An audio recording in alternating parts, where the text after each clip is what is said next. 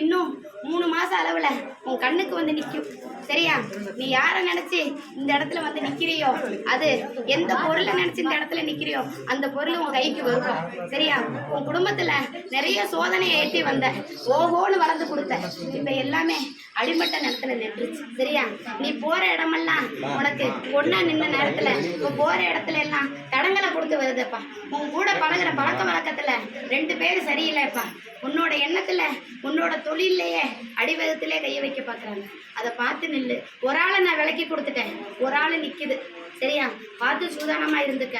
உனக்கு வண்டி வாகனம் 3 மாசம் அளவுல ஒரு சின்ன சிக்கலை வந்து கொடுத்தது. சரியா? அந்த ஆபத்து மறுபடியும் உனக்கு வந்து தேடி நிக்குதப்பா. சரியா?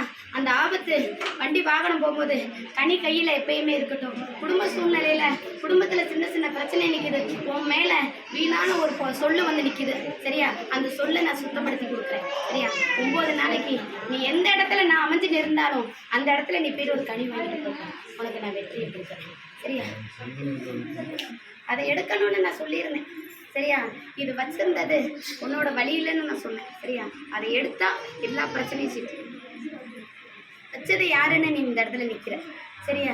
நீ ஆகாத பகை உன்னை 5 வருஷத்துக்கு முன்னாடி உனக்கு எட்டி வந்துச்சு. சரியா? ஆகாத பகை. அந்த நேரத்தில் நீ மண்ணுக்கு மனைக்கும் அந்த இடத்துல நின்ன. சரியா? அந்த நேரத்தில் தான் உன் இடத்துக்கு உனக்கு வினை வச்சு அன்னைக்கே சாட்சி கொடுத்து 2 நேரம் நீ விழுந்து எந்திரிச்சிட்ட. சரியா? அடுத்த நேரம் நான் விட மாட்டேன். என் மண்ணில் காலை வச்ச யாருக்கும் கெட்டது நடக்க விட மாட்டேன். இது என்னோட சத்தியம்.